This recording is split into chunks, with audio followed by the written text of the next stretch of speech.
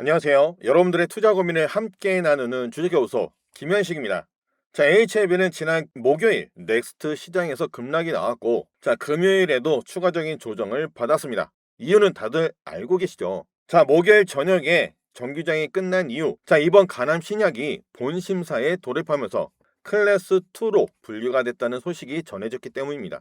자, 시장은 솔직히 클래스 1 분류를 기대하고 있었습니다. 그래서 이번 조정은 승인이 무산됐다거나 임상이 실패했다가 아니라 그냥 클래스 2로 분류가 되면서 승인까지 걸리는 시간이 늘어났다는 점에 대해서 실망 매물이 나온 겁니다. 하지만 여기서 꼭 짚고 가셔야 될 부분은 클래스 2로 분류가 됐다고 해서 승인이 실패로 이어졌다는 의미가 절대 아닙니다. 자, 이번 클래스 2 분류는 통상적으로 FDA가 제조 공정과 품질 관리 이행 여부를 직접 확인할 필요가 있다고 판단한 경우에 적용이 됩니다. 즉 임상이 실패했거나 효과가 부족해서가 아니라 자 이제 임상 승인 전인데 니네가 보완한 문제를 직접 확인하겠다. 이 단계라는 겁니다. 자 FDA 보완 요구서 자체도 글로벌 신약 승인 과정에서는 드물지 않게 발생을 합니다. 특히 업계에서는 임상적 유효성 문제가 아니라 제조 품질 관리 사유로 CRL이 나온 경우에는 이를 승인 가능성을 전제로 한 보완 절차로 받아들이는 경우가 많습니다. 자, 실제로 글로벌 투자은행 월스파고가 2024년에 발간한 보고서를 보면은 2018년 이후에 FDA가 발행한 CRL 가운데 제조 품질 관리 관련 사유가 전체의 45%로 가장 높은 비중을 차지했고 더 중요한 거는 이 경우에 최종 승인율이 무려 89%에 달한다는 점입니다. HF의 가남 신약도 이 맥락 안에 있죠. 이미 글로벌 임상 3상을 통해서 임상적 유효성을 확보한 상태고 문제가 됐던 부분은 항서제약의 캄렌리 주바 제조 공장 그 제조 공장에서 제조 품질 관리 보안 요구였습니다. 자, 이로 인해서 HLB는 두 차례 CRL을 수령한 바 있고 HLB의 항서제약은 FDA와의 협의를 거쳐서 약 10개월 동안 제조 공정과 품질 관리 전반을 집중적으로 보완을 했습니다. 자, 그리고 그 결과를 바탕으로 이번에 재신청을 진행한 겁니다. 자, 그래서 이번 클래스 2 분류 역시 FDA 규정에 따른 그냥 절차일 뿐이다. 자, 규정대로 절차대로 진행을 하고 있다라는 겁니다. 자, 실제로 이렇게 제조 품질 관리로 보완 이후에 FDA의 승인을 받은 사례는 글로벌 제약사들한테도 굉장히 많습니다. 암젠이나 길리어드 사이언스처럼 제조 품질 관리 관련해서 CRL을 거친 뒤 최종 승인을 받았었죠. 자, 그래서 이번에 클래스 2 분류를 부정적으로만 해석하는 것은 과도하다는 게 업계의 공통된 시각입니다.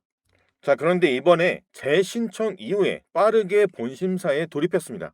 이게 의미하는 바가 뭘까요? 이번 본심사에서도 시장 예상보다 빠르게 승인이 날 가능성이 있다는 겁니다. 왜냐면 항서제약의 6개월 데이터를 기반으로 보안 사항이 잘 이행됐는지만 확인하면 되기 때문입니다. 자, HLB는 제 텔레그램에서 지난 12월 30일 처음 추천을 드렸습니다. 그 이후에 주가는 67,000원대까지 상승을 했었고 이번에 과도한 조정이 나왔습니다. 하지만 HLB가 가남 하나만 있는 회사입니까? 그렇지 않죠.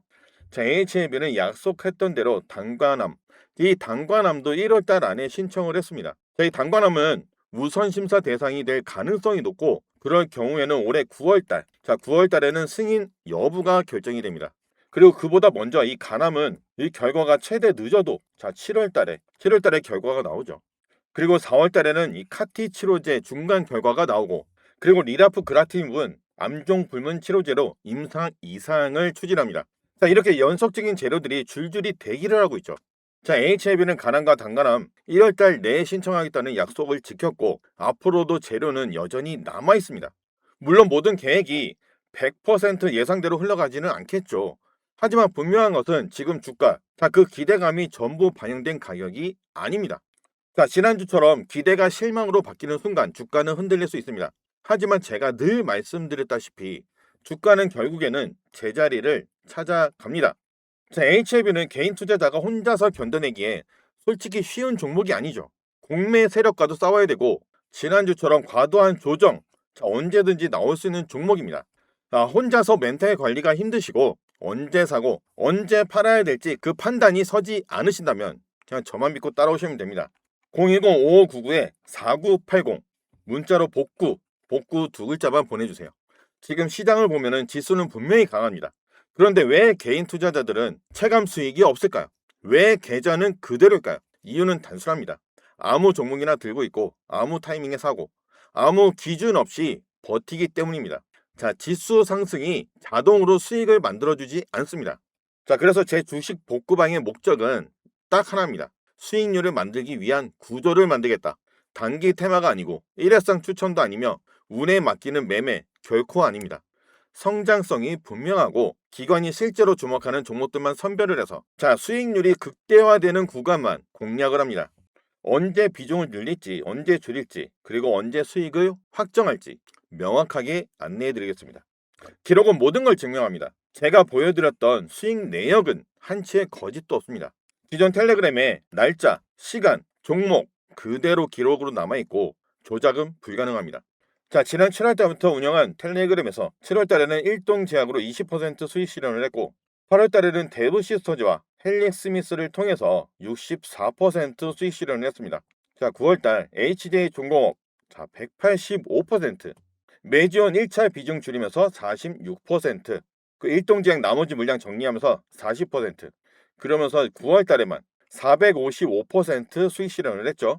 10월 달에도 계속 수익 실현에 나갔으며 10월 달에는 233%, 그리고 11월 달에는 필옵틱스로 50%, 와이바이 로직스 1차 비중 줄이면서 80%, G2G 바이오는 28%, 그러면서 11월 달에는 198%, 자, 12월 달에도 프로티나로 64%, 한울 바이오파마 48%, 와이바이 로직스는 나머지 물량 정리하면서 111%, 메이지온 2차 비중 조절하면서 91%, 인투셀은 50%.